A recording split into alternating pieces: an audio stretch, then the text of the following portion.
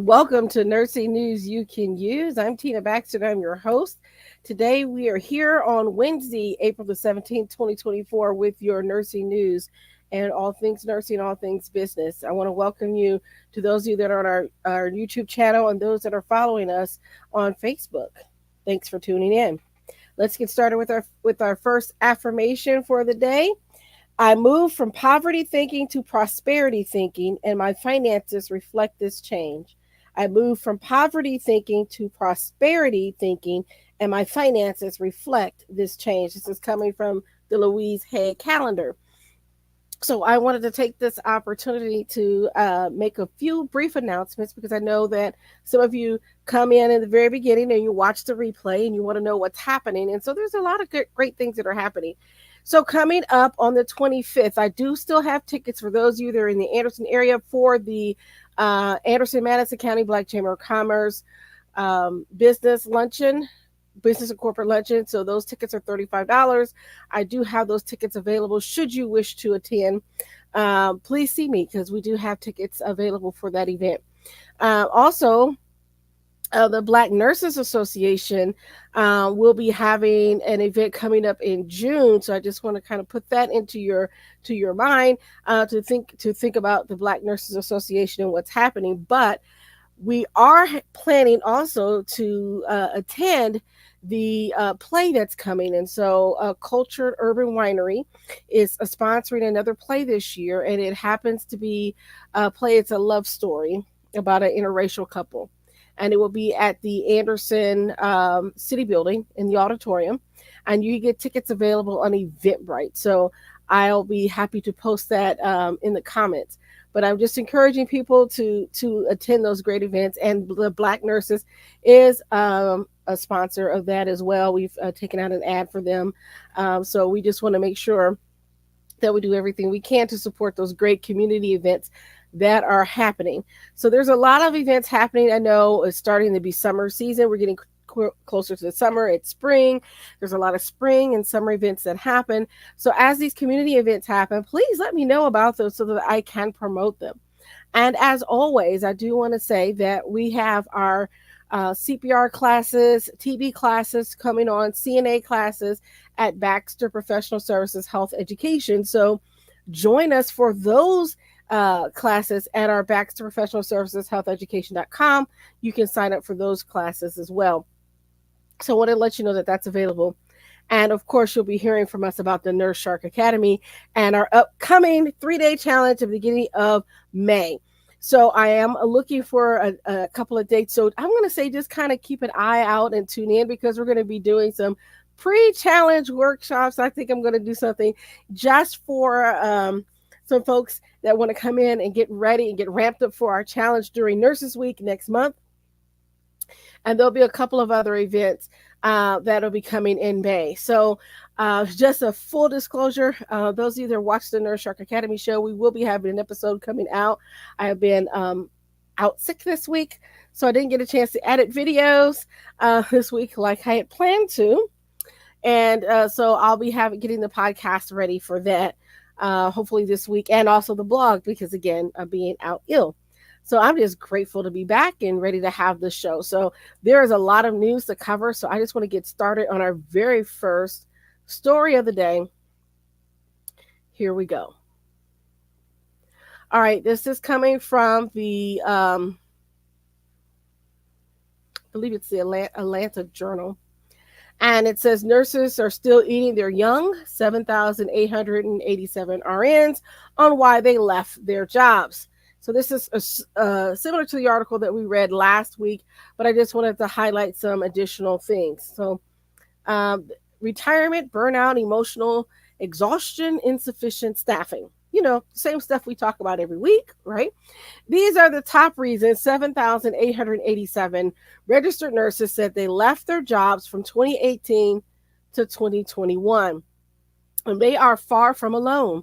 Compelled by a U.S. healthcare system that continues to, quote, struggle with recruiting and retaining nurses, researchers from the University of Pennsylvania, New York University, and the University of Pittsburgh explored what made these near 8,000 nurses in New York and Illinois leave their jobs.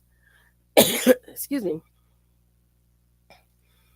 In this cross-sectional study, nurses primarily ended healthcare employment due to systemic failures of their employer, reducing and preventing burnout, improving nurse staffing levels, and supporting nurses' work-life balance, such as childcare needs, workday schedules, and shorter shift lengths are within the scope of employers and may improve nurse retention. And so I think the burnout rate has increased when we went from 8-hour shifts to 12-hour shifts.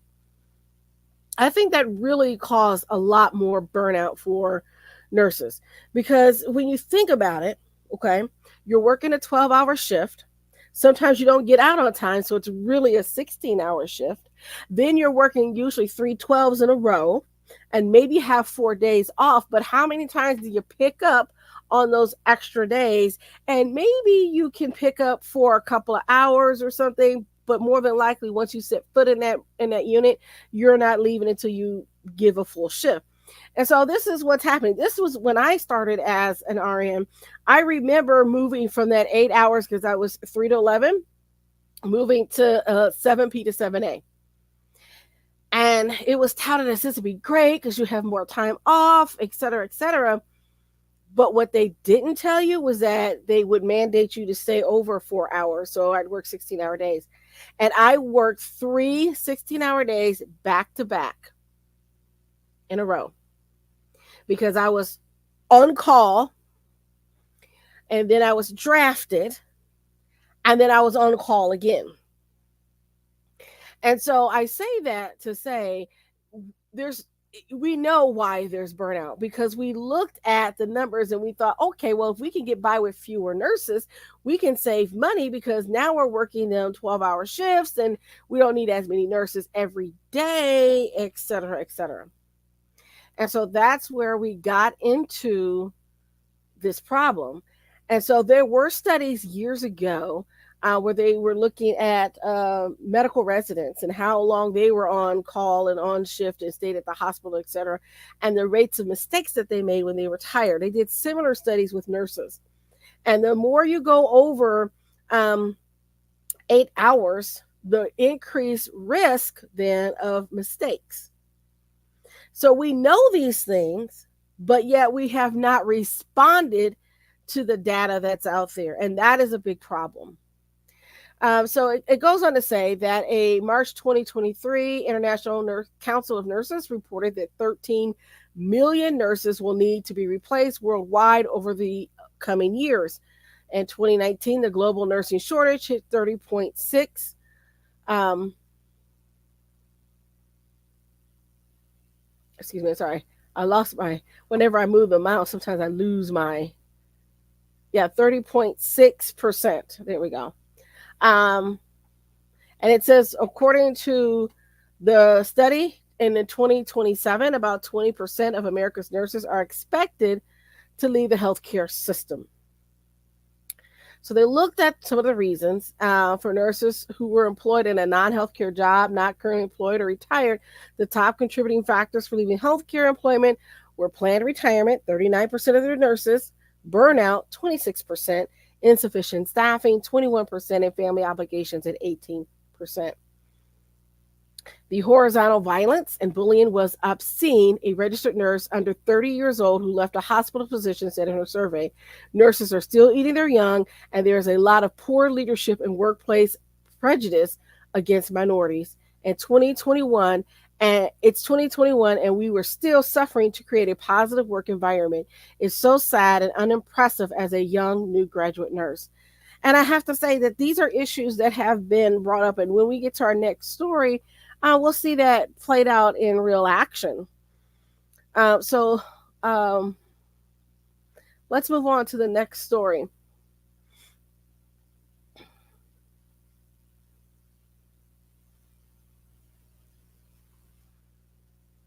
Okay.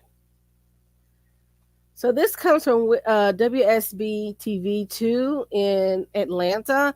And this is something that I actually caught wind of on Instagram earlier, and I wanted to make sure I include this and talk about this. And this is nursing supervisor says Emory University Hospital fired her because she reported racial discrimination. So let's get into it. Let's read it. So it says a nursing supervisor says Emory University Hospital fired her when she reported racial discrimination. Now she's suing Emory. In a Channel 2 Action News exclusive, Channel 2's Tisha Fernandez spoke with Latoya Jackson Terry, the former Emory nursing supervisor, on Monday. A spokesperson for Emory says they don't comment on pending legal matters. It says it was chaos to say the least, said Jackson Terry. Jackson Terry thought she had landed her dream job in January 2022 when Emory Hospital hired her as the senior nurse manager. It's a very prestigious academic teaching hospital that gained magnet accreditation, said Jackson Terry, and she felt qualified. I have 23 years of nursing experience, with 12 of those years in leadership and some capacity of leadership. I've been an academic professor. I've been a clinic educator, she said. But as soon as she started her new job at Emory, her team, which was mostly Black female nurses, complained about racism in the department. In Jackson Terry's lawsuit and EEOC complaint, she said she began to get feedback from various Black nurses in the pulmonary care unit that a supervisor had built a culture of favoritism toward white employees in terms of assignments and scheduling, as well as discipline. One incident where a leader came and pointed her finger in one of the nurses' face and yelled at her and screamed at her and said, made a mockery of her, and nothing was done about it. She actually went to HR, said Jackson Terry. She said the HR supervisor investigating her case and accused her of coercing her team to make up complaints. So the manager of the investigating team had that one conversation where it looked like everything was accusatory. Well, she was accusing me, and then I didn't hear anything else, and then I got sick, said Jackson Terry. She said she received a termination letter 6 weeks later. Emory sent Channel 2 Action News a statement that read, in part, "We do not comment on pending legal matters." Okay. Jackson Terry said it took courage for her to speak up. Something has to change, and if it takes me and other people like myself to actually speak about what occurs behind closed doors, then this is what we need to do. Jackson Terry is looking for work while her case is being investigated. So, Ms. Jackson Terry, if you are hearing this, give me a call. I would love to help you find something for you to do, whether it's start your own business or whatever you want. Reach out. Y'all know her. Reach out. We'll see if we can get you some LinkedIn contacts or something to find you some employment in your area or help you start your business. But this is what I'm talking about. We have these situations where nurses are being bullied. That article just pointed, this research points to discrimination that is happening in the workplace for minority nurses. And I think it's unfortunate that Emory has taken this stance. Now, again, in all fairness, this is pending legal litigation. We've only heard her side of the story because obviously it's going to legal. But it also sounds like it's very retaliatory. There we go. And so that's why I'm thinking, saying that, yeah, something's not right there. And this is not the first time. It's interesting enough. This is not the first time that Emory has come up this week. Because even while I was out sick, I've been on the LinkedIn, and there's a physician that talked about the poor treatment of residents and doctors by Emory. And again, I'm just reporting what I've read. I have nothing against Emory per se. But he was talking about that on LinkedIn in an article. And it was a pretty damning article. If I can find that article again, I'll definitely post it because it was a pretty damning article. I will have to say that. And so it sounds like there might be some issues at Emory that they need to take care of as soon as possible. Okay. Let's get to our next story. Coming out of McKnight's long-term care news, Democrats push new LTC workforce bill as offset to nursing home mandate.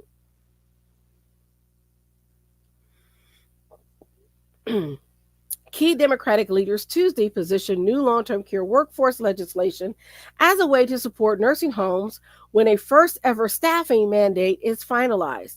Senator Bob Casey, Democrat of Pennsylvania, chair of the Senate Special Committee on Aging, and two colleagues introduced the Long Term Care Workforce Support Act on Monday.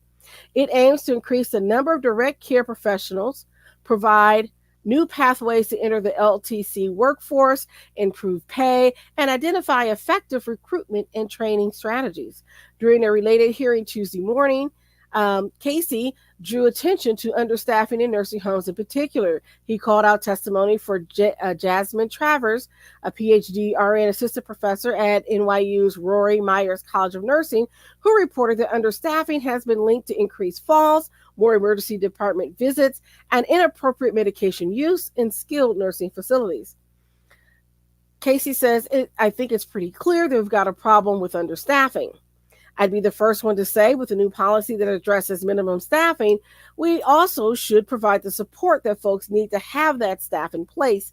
And that's something where the federal government has not met its obligation for a long, long time. Well, I'm going to say this. For one thing, it would be great if you could help them figure out how to get the residents more money, because I think if you're on Medicaid and you have to live on $52 a month, I think that's ridiculous.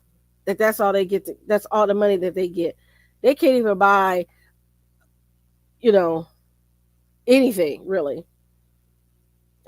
With today's prices and how expensive everything is, I think, and particularly in the state of Indiana, because I know that this is run by the state, don't get me wrong, I know this, but the federal needs to put some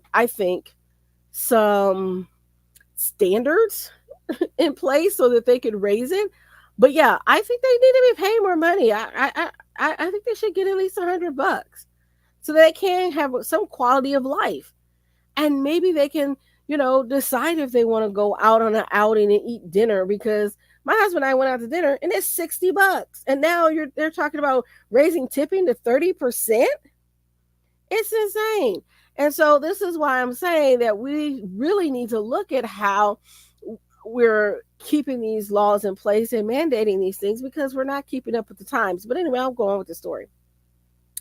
So Casey is among several Democrats who have given full-throated support to the Biden administration's proposed mandate, despite protests from providers and many lawmakers from rural areas that enough nursing staff aren't available.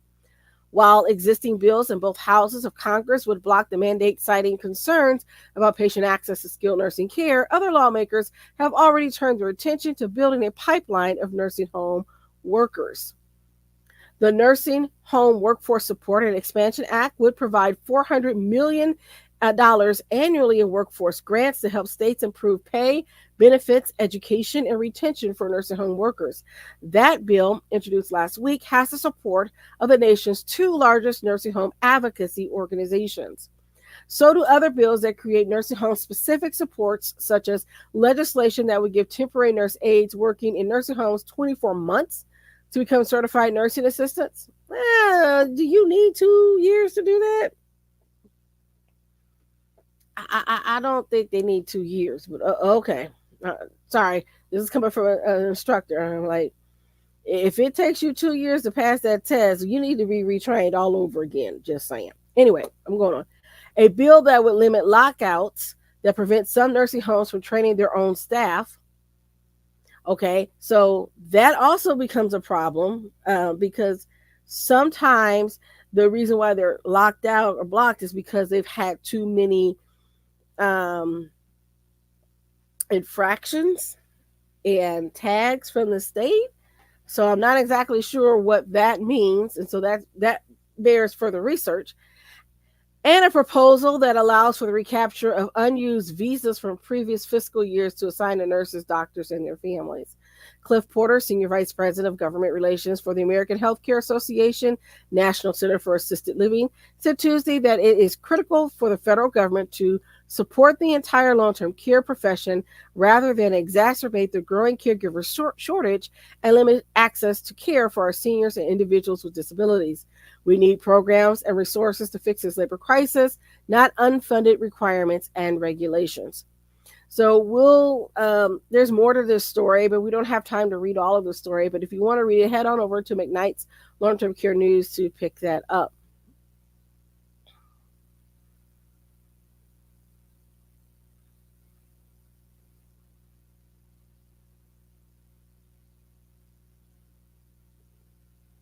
So here's a story about a nursing home. This is yes, this came from a nursing home, McKnight's Long-Term Care News again. Was closed by the state over deadly COVID outbreaks, settles multi-family lawsuit. So I wanted to share this because we're seeing some of the tide turn with the moratorium on lawsuits against long-term care during the COVID era. So let's talk about it. So an Oregon nursing home closed by the state after an early 2020 COVID-19 outbreak has reportedly agreed to settle a lawsuit with the families of 13 residents who died. An outbreak started at the former healthcare at Foster Creek in southeast Portland in late March of 2020. So remember, this is kind of like at the very beginning of the pandemic, right? Very beginning. This is when the world started to shut down. We were kind of talking about it. We weren't sure. We possibly would. So you have to remember what it was like during this time. And it was blamed for the deaths of 34 residents before state officials closed that facility that May, according to local media coverage. The 114-bed nursing home experienced more COVID deaths than any other senior care facility in the state, Oregon Live reported. Survivors of affected residents began suing the facility's owner and manager as early as June of 2020. So they started early, with the legal response growing into 3 cases representing a total of 13 families. The lawsuits targeted Foster Creek's owner, St. Jude Operating Company, and Benica Senior Living, a management firm that operated the facility.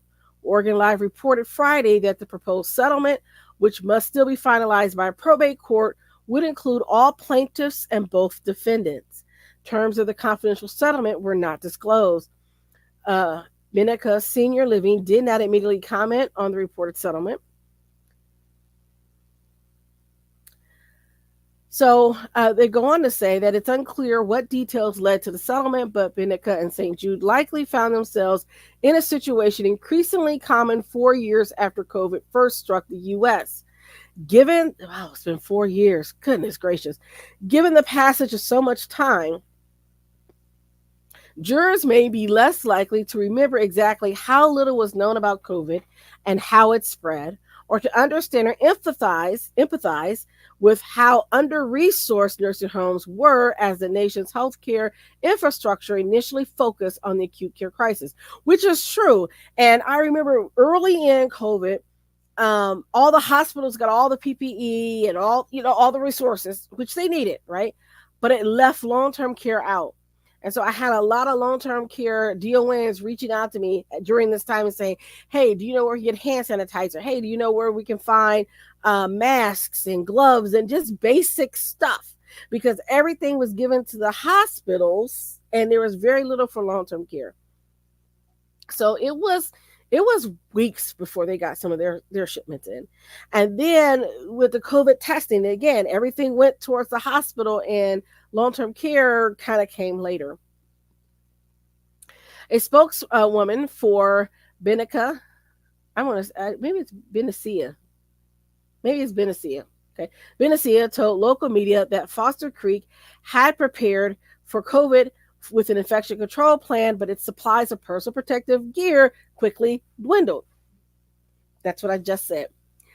We made every effort to provide our staff with more, the spokeswoman said in 2020. Our efforts include reaching to the state of Oregon, and the state did not help. In at least one major case, however, a nursing home inundated by COVID was able to convince a jury of its efforts to care for patients amid impossible circumstances.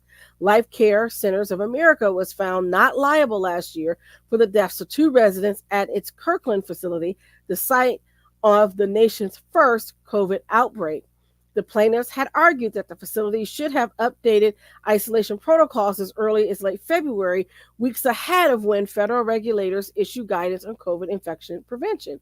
But again, you have to remember we had this back and forth of, what you could do, what you couldn't do. And so, yeah, reminding jurors just how little was known about the virus, how to prevent it, was a key element of the trial, Life Care officials said after the trial. After hearing all the arguments from both sides and reviewing the evidence presented to them, the jury came to the same conclusion that we have understood all along. Our associates at Life Care Center at Kirkland did everything they could to prevent COVID-19 from entering their facility. Once it did, they diligently followed the guidance they received from local, state, CDC, and CMS and fought valiantly to protect and care for their residents. And so I would have to say, as a person that started her show, this show actually started during this time because I was giving information about what was happening with the pandemic in real time and updating people on. It started as just a Facebook Live show. I just went live and I just said, hey, this is where you get PPE. Hey, this is where they have masks. Hey, the local distillery is now making hand sanitizer. Hey, this is where I found some meat today. This is what I was doing. This is actually how this show started. Was just giving information to local people of what to expect. Here's what I'm hearing from the government. This is what I know from the mandates. This is where these are supplies and resources that are available, so we can all help each other. And that's how this show actually got started. And it has grown into what you see today, where we actually talk about all these other issues in healthcare and nursing. Okay, so let's go ahead and move on to our next story, and then we'll take a break. So this story says Connecticut nurse who police say was assaulted by a patient says healthcare workers remain a punching bag. Mm-hmm. The charges against a man who police said punched a psychiatric nurse, and we talked about this last week, punched a psychiatric nurse in the face when he was a patient at Rockville General Hospital this month, were upgraded Tuesday in court where he failed to show up for his arraignment. They let him out. Why did they let him out? Judge Richard Rubino ordered the rearrest of Michael Lee, 43, in State Superior Court in Rockville, and at the victim's request, put in place a no-contact order. He also boosted Lee's bail from the original $1,500 non-surety or no cash bond to $50,000. We deserve that, said nurse Kelly Salata, said outside the courtroom where she was flanked by fellow nurses. Salata, who was wearing her nursing scrubs, got what she wanted, a felony assault charge to replace the misdemeanor one. Yeah. I don't know why it's a misdemeanor. No, it should be a felony. I'm in full support. If you attack a healthcare worker, without cause and when they're doing their duty, yeah, that should be a felony. That should be a felony. The law should not allow a case where violence is part of your job description. Thank you. I mean, let's stop for a minute there because, okay, this is use police officers for an example. I'm not advocating violence against police officers in any way. But what I'm saying is violence is part of their job description, right? They know they can be shot at. They know they can be assaulted. They know that's because they're law enforcement. I don't remember taking an oath when I became a nurse that says I have to enforce rules, regulations, and laws to the detriment of my health and safety. I did not sign up for that. If I wanted that, I would have gone into law enforcement. And so my point is, she's right. Violence is not part of the job description. And we need to stop that. So she goes on to say that she nearly blacked out and suffered a concussion when she was punched in the face by the patient at the hospital on April the 2nd. She still has headaches. The prosecutor, Jacqueline Preville, on Tuesday upgraded the assault charge to assault of public safety, emergency, medical, public transit, or healthcare personnel to a Class C felony. Yes, yes, that's exactly what should have happened. It should have been from the jump. Yeah. So Prevost told the judge she has been made aware of Lee's extensive criminal history. Again, attacking a nurse when she's doing her job. No. Which she said includes convictions for criminal attempt to commit murder, failure to appear in court, and assault. Asked outside the courtroom about the older cases, Prevost said she didn't have details. Lee also faces misdemeanor charges for third-degree criminal mischief and interfering with an officer resisting arrest from an unrelated incident on March 25th, court records show. Salata says she was told Lee was ordered to have a mental health evaluation at the nearby hospital after he appeared in court on April the 2nd. That's when the attack occurred, Salata said. She alleged that he struck her full force with a closed fist in her face at about 5:15 p.m. as she was trying to inject him with sedatives and she fell to the floor. Security guards were present and had just loosened their grip on him, she said. Don't let go until after the shot. Okay, that's just safety 101. You don't let them go till after the shot, all right? And you give them the medication to help them calm down and relax. It's not a punitive thing. It's to help them calm down and relax. And oftentimes, it keeps them from getting into even more trouble. Anyway, I digress. She said, I was not unconscious because I could hear a roaring noise and yelling. I could not have told you where I was. I lay there for about a minute and somehow I crawled. From that time, I was on the floor. It was black. I was exploding stars. And there are pictures of her bruises, and you can see where he really got her jaw. And so she goes on to say, people treat us like we're an expected punching bag. We had this horrific incident that happened with Joyce Grayson, and what are we doing to protect our healthcare workers? Grayson was the one that was found dead, if you remember, in October of last year in the basement of a Willimantic home for sex offenders, where she had gone to give Michael Reese his medication. Reese was arrested on charges of 6 larceny and possession of drug paraphernalia, and the next day was charged with violating his probation for a 2007 conviction on first-degree assault and first-degree sexual assault. He has not been charged with murder. Salata, a member of the Connecticut Nurses Honor Guard, was one of the nurses who honored Grayson at a memorial service. So again, yeah, I just wanted to keep you up to date. We got to do better. We got to do better. Got to do better. All right. And let's go ahead and take a break, and then we'll head to our next story. Tired of feeling trapped in a job that no longer fulfills you? Is your nursing job no longer the fun-filled adventure you imagined? Find your passion again through nurse entrepreneurship. Step out into the light and come feel the sun. Join the Nurse Shark Academy today at thenurssharkacademy.biz and come feel the sun. All right, let's get on to our next story.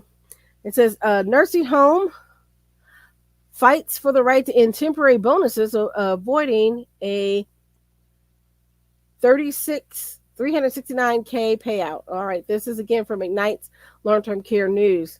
And it says, can a nursing home end an emergency bonus program for unionized workers without negotiating after a contract has expired? That's the question before a federal appeals court as it considers a now closed New Jersey facility's request to overturn a National Labor Relations Board decision. The case involves a tactic used by many providers during the pandemic: bonus pay for employees who continue to report to work during such uncertain times. Attorneys for Alaris Health at Boulevard East last week told the U.S. Court of Appeals for the Third Circuit that it had the right to end its bonus program under a previous collective bargaining agreement. A late 2022 NLRB panel ruling found the opposite and would force Alaris owners to pay more than 6 former employees a combined $369,000 plus interest for what the NLRB called, quote, unlawful unilateral changes to its COVID-19 bonus program. Alara started the bonus program in April of 2020 at a time when COVID was ravaging the New York metro area, among others. A staff memo promised all workers a 25% hourly rate bonus starting April 2nd and continuing through at least April 30th, and was billed as a quote special COVID-19 hourly rate bonus. About a week later, the company expanded the program to grant all nursing and respiratory staff a COVID bonus that doubled their hourly pay. In both cases, the union consented to the bonus rates, but asked Alaris to provide notice and an opportunity to to negotiate before any further pay changes were made. Alaris began reducing the increases in May of 2020, with the last bonus payments to CNAs dwindling to $1.50 an hour by the time the facility closed that November.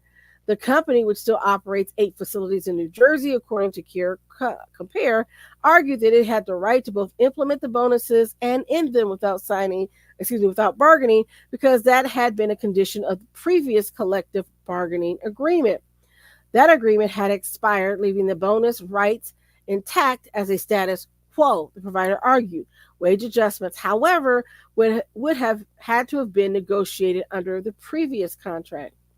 An administrative law judge found that the bonuses were gifts, not wages, because they were limited in duration and not tied to any employment-related factors like performance, seniority, production, attendance, or the gross profits of the facility. But the National Labor Board ruled that it is, quote, well-settled law that wages, hours, and other terms and conditions of employment are mandatory subjects of bargaining.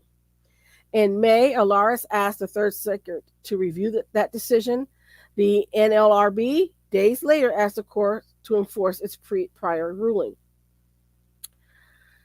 In pre-argument filings, Alaris argued that the United Healthcare Workers East had purposely and unambiguously bargained away any right it may otherwise have had to require that Alaris engage in further bargaining regarding, quote, the decision to grant employees or bonus or terms of such bonuses. Its only requirement, Alaris argued, was to inform the union of bonuses before implementing them. Alaris asked the court to overturn the repayment remedy decided by the NLRB, which in effect create a new term and condition employment by making a temporary bonus into a permanent wage increase. The repayments were calculated per employee for any hours worked after the bonuses were reduced or rescinded. The Third Circuit Court appeared skeptical of the overall challenge, Bloomberg reported last week, but the court could uphold the NLRB ruling and give Alaris a chance to contest the amounts owed using an alternative calculation. So we'll keep an eye on that, but again, they could add it, and then once they use you and don't need you anymore, they're going to take it back. All right.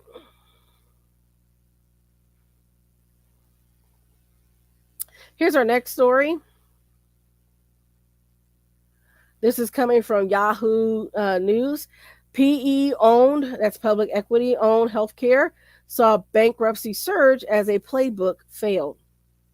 Private equity owned businesses accounted for a high number of bankruptcies in the healthcare sector last year, and another wave of distress looms, according to a new report from an advocacy group that monitors the sector. PE-backed firms accounted for at least 17, or about a fifth, of the 80 bankruptcies of healthcare companies in the last year. Two of the largest bankruptcies last year were KKR Group-owned staffing company, Envision Healthcare Corp., and cancer treatment provider Genesis Care. Another KKR-backed company, Global Medical Response, has more than $4 billion in debt due next year and has launched talks about amending and extending those obligations. This agenda-driven group exists only to attack the private equity industry, not provided credible research. A spokesperson from the industry group American Investment Council said in an email. The reality is that the healthcare system needs more capital, and private equity has a strong record of investing in healthcare facilities and programs that improve lives. Well, that's the story that they're spinning, but as we've previously reported, yeah, that's not always the case. If you look at some places, was it Stewart Healthcare? Yeah. The pandemic upended healthcare arguably more than any other industry as hospitals halted all but essential treatments, nursing homes went into lockdown, and costs for workers and supplies soared. Today, higher expenses are still squeezing margins and putting many providers at risk of distress and bankruptcy. For private equity, the playbook of issuing debt and finding efficiencies often isn't working on this high rate market and tough business environment, leaving cash strapped companies with debt burdens and limited access to capital. So we'll see what happens and keep an eye on what's going on. Again, I always say follow the money, follow the money. All right, in another story, this is coming out of Sacramento, California, and it says 80 plus unhoused people impacted after street nurse program is ended. Okay, so Adventist Health and Ride Out said they cut their street nursing program, which served Yuba and Sutter counties, eliminating all four positions associated with the program due to financial reasons. The program was dedicated to connecting directly with unhoused individuals who needed medical care. Adventist Health sent a press release to KCRA 3 that said in part, as we navigate the same budgetary challenges that many healthcare organizations are facing across the nation this year, Adventist Health and Ride Out has made the difficult decision to close its street nursing program. This decision was not made lightly, but after careful consideration, we believe it's necessary to focus resources on our core services. Our aim is to ensure that we can continue to meet the needs of our community and fulfill our mission in the most impactful way possible. Additionally, Adventist Health told KCRA that the program was originally started in 2019 through a combination of funding from Adventist Health and a combination of different grants. But they said those grants have now largely expired. And as a person that works for a nonprofit agency, I've seen this happen to us before, where we had a wonderful program that was in place, and the program was great. It really served an underserved community and population, and then the grant funding dried up. They didn't have any more grant funding, and so the program closed. And that really displaced a lot of people. Really displaced a lot of people. So it's really difficult when you're trying to survive and do healthcare programs and live off of grants, because you never know when that particular grant will run out. And if you don't have a grant that has similar parameters to replace it, you're constantly starting programs and closing them, starting and closing them. It's very difficult to maintain those services. So Cindy Cooper, a nurse who helped start the program 5 years ago, said 864 unhoused people were receiving services when they got the word last Friday that the program was getting axed. She called the news disheartening and disappointing. These are people that have very little, and this is absolutely a lifeline for them. So to leave them abruptly and say this was planned, I'm sorry, that's just not true. There was no preparation. It was an abandonment of service. They just left no road for the homeless to take. And that becomes that ethical issue there, because, as a provider, I just can't up and say, yep, I'm not taking you anymore as a patient. I don't do that. We work through, we give we want to make sure they get a transition plan. We try everything we do. And I don't see where they're talking about any type of transition plan at all for these poor people. Cooper said that the street nursing program team, which consisted of a nurse, a social worker, and a housing navigator, would meet the unhoused where they were. They would provide treatment, hand out food, and do case management at various locations around Yuba and Sutter counties, including at Sam Brannan Park in Yuba City. So what's going to happen now, it goes on later in this article, that says, Cooper said unhoused people who need medical services should go to the emergency room. Is that really the answer? Adventist said that the expansion of their local federally qualified health system, or FQHC, partners should be able to support the unhoused. Well, we'll see. But if there's anything like what's going on in Indiana, housing is such a big problem. How are we going to help manage that? And I think it's kind of hard for them to do that. So we'll need more resource teams to go out, because sometimes they won't come to a health center. They won't come in the door. So we'll keep an eye on that. And I'm sorry for that program to end, but these are some of those healthcare things that we need to understand that, it affects all of us.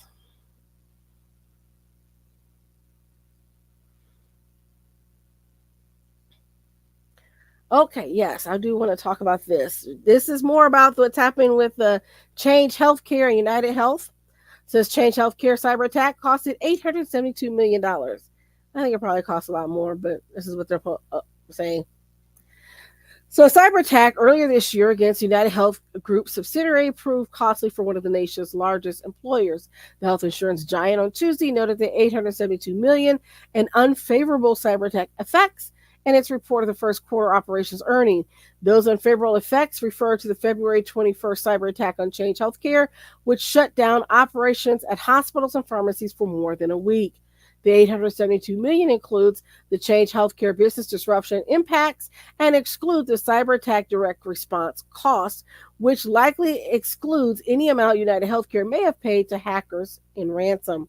United Healthcare confirmed on the day of the breach that the cyber criminals behind the attack was a Russia-based ransomware gang known as Alf V or Black Cat. The group itself claimed responsibility for the attack, alleging it stole more than 6 terabytes of data, including sensitive medical records. United Health did not reveal how much, if at all, it paid the hackers to have their systems restored. However, multimedia sources at the time, including Wired Magazine, reported that the ransom payment for the amount of 22 million was made to Black Cat in the form of Bitcoin. United Health declined a request for comment by CBS Money Watch on Tuesday. All right, so let's go on to the next story.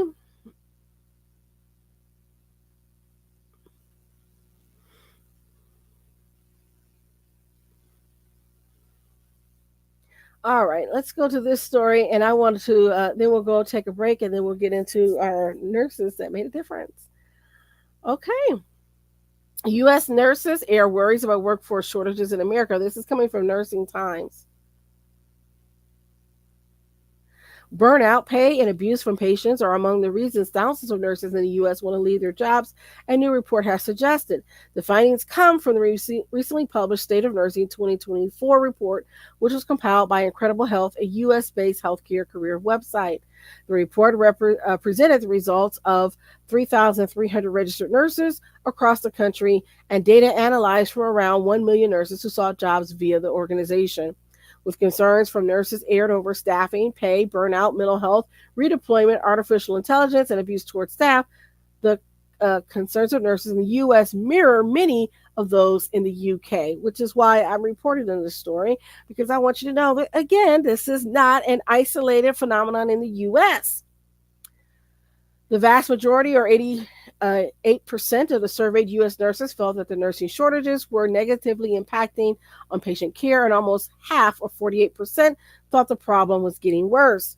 Molly Rent, a former emergency nurse in the U.S. and operations led at Incredible Health, described the country's nursing shortage as a major crisis.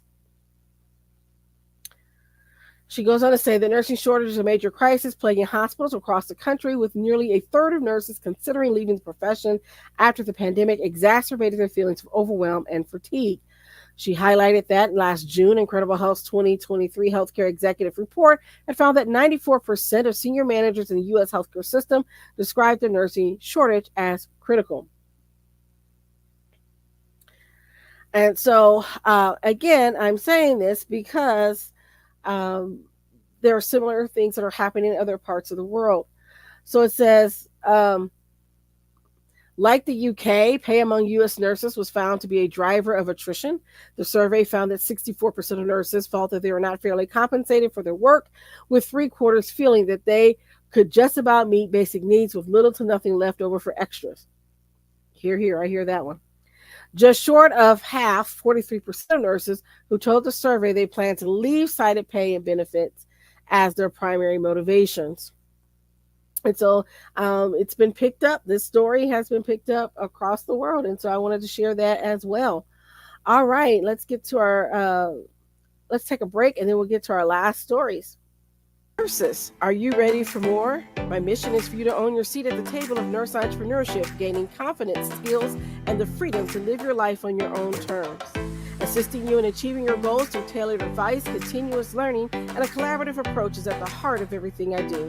Stop being eaten alive. Come feel the sun. Be a nurse shark.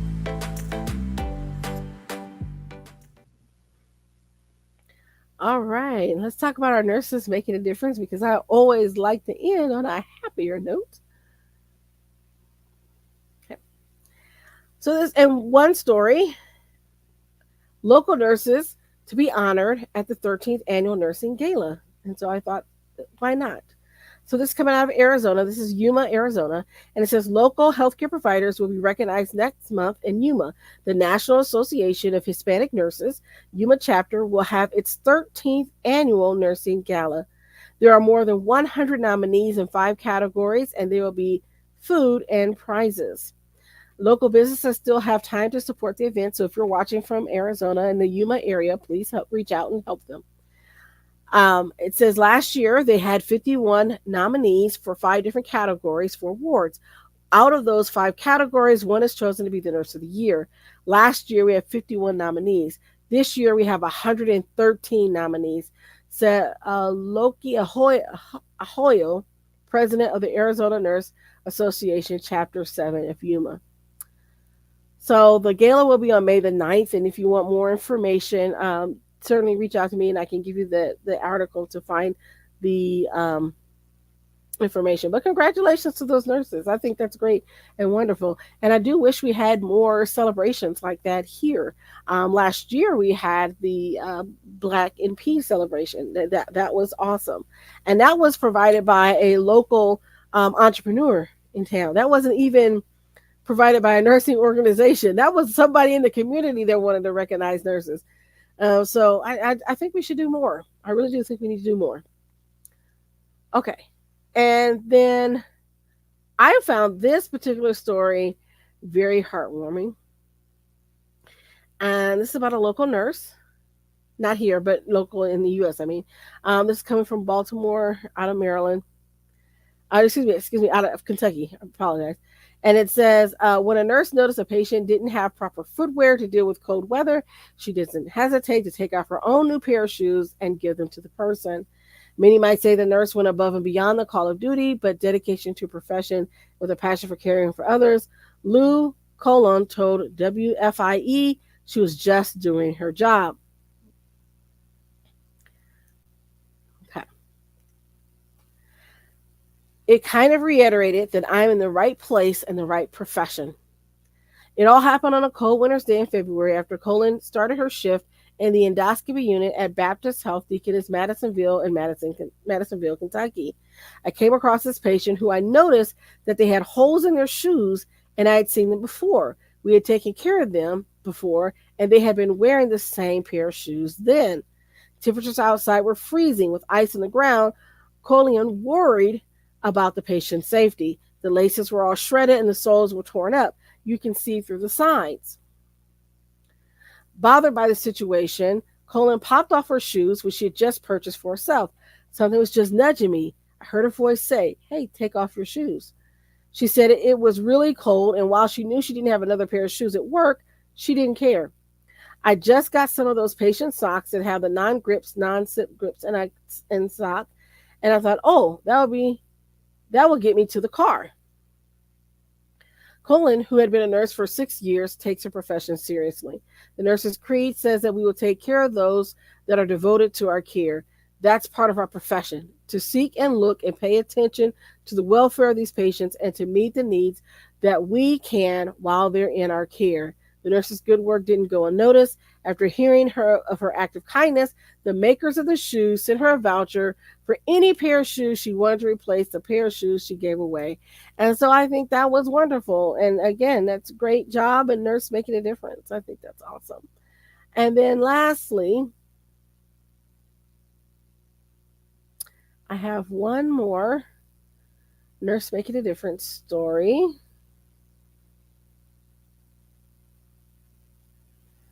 If I can find it.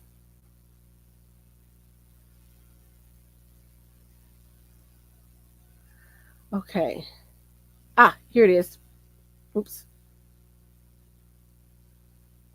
Open. This is across the pond, and this is why, you know what, nurses make a difference everywhere they are, and I want to share this. So, Northampton nurse given award for caring for sick baby. And I wanted to read this because of who nominated this person for a Daisy Award. So it says his son was admitted to a high dependency unit of the hospital's Paddington ward when he developed a virus that at times stops his breathing.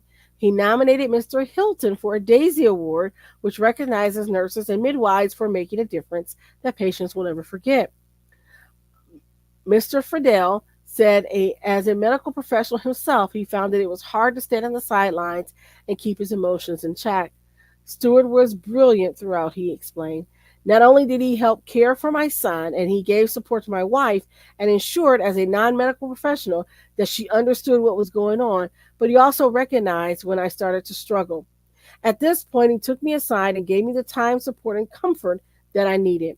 He gave me the opportunity to speak candidly about my fears and offered advice and comfort by relaying some of his personal experiences. The hospital's chief nursing officer, Narisa Adango, who presented the award, said he went the extra mile to ensure that a mother and father were fully involved with the care of their baby son at a very worrying time. So I want to say congratulations um, to this nurse, and I apologize. I'm looking for his name because it got cut off on the post. And so I'm just going to say Mr. Hilton because I don't know your first name, sir.